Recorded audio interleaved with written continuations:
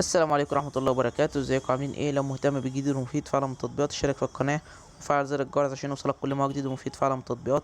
اشتراكك في القناة وتفعيلك لزر الجرس واشتراكك في عضوية مميزة بيخلينا نقدر نساعدك ونرد على كل الأسئلة والاستفسارات بتاعتكم حول التطبيقات وعالم التطبيقات. عايزين تعرفوا التطبيق ده بيعمل ايه؟ التطبيق ده فايدته ايه؟ التطبيق ده بيشتغل ازاي؟ التطبيق ده حقيقي؟ التطبيق ده فيه ميزة معينة بتدوروا عليها مش قادرين توصلوا له، عارفين ان الميزة دي موجودة في التطبيق؟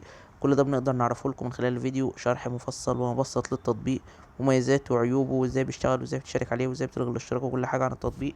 طبعا ده بيتطلب مننا وقت وجهد، بالاضافه كمان ان احنا بنعرفكم التطبيقات الجديده اللي جوجل بلاي بتنزلها واللي بتسهل على الناس حياتها وبتخلي الناس حياتها بشكل افضل وبشكل اسرع. النهارده ان شاء الله مع شرح تطبيق جديد هو اسمه اب فن. التطبيق ده مساحته 92 ميجا وحمله اكتر من 100 الف شخص. التطبيق ده تطبيق خاص بغرف الدردشه، تطبيق بتقدر من خلاله ان انت تتعرف على اصدقاء جديده زي تطبيقات التواصل الاجتماعي الفيسبوك، تويتر، تليجرام. تقدر من خلاله تتعرف على اصدقاء جديدة، تقدر تتكلم معاهم، تعمل معاهم شات، دردشات صوتية، مكالمات فيديو، تقدر تلعب معاهم العاب، تقدر ان انت تعملوا لايفات، تعملوا مكالمات فيديو جماعية بينكم وبين بعض.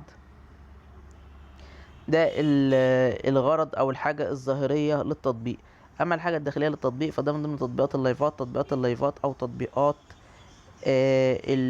الغرف الصوتية او الغرف الفيديو، ده بيكون الغرض منه ان هم بيستغلوا حاجة الشباب اللي عايز يتكلم مع بنات، عايز يتعرف على بنات، عايز يعمل معاهم علاقات غير شرعية، علاقات زي شوية الدعارة والحاجات دي.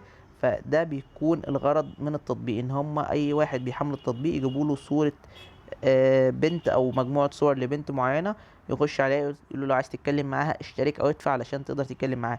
يتكلم معاها شات، بعد كده يحاول انه يتكلم معاها مكالمة صوتية يطلبوا منه اشتراك تاني، بعد كده يحاول يتكلم معاها مكالمة فيديو يطلبوا منه اشتراك تاني، وهكذا. كل ما يحاول انه يتكلم معاها كل ما بيطلبوا منه اكتر.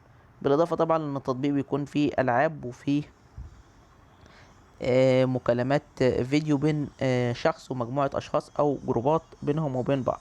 ده كده الغرض او ده الحاجة الخفية اللي مش متقالة عن التطبيق. لو عجبك شرح التطبيق يا ريت تدوس لايك للفيديو. لو عايز شرح التطبيق معين يا ريت تسيب لي في الكومنت. لو اكتشفت ميزة او عيب للتطبيق في اي تحديث من التحديثات القادمة اكتبها في تعليقات الفيديو. بمناسبة لو اكتشفت ميزة او عيب اكتبها في تعليقات الفيديو، فده دايما تنويه من نوع في اخر كل فيديو، علشان لو اي حد شاهد الفيديو وحمل التطبيق ولقى فيه حاجة مختلفة يكتبها في التعليقات.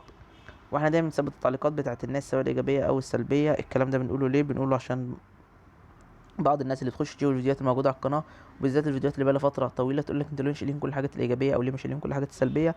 ده ببساطه لان وقت شرح التطبيق ونزول الفيديو ما كانتش الحاجات دي موجوده.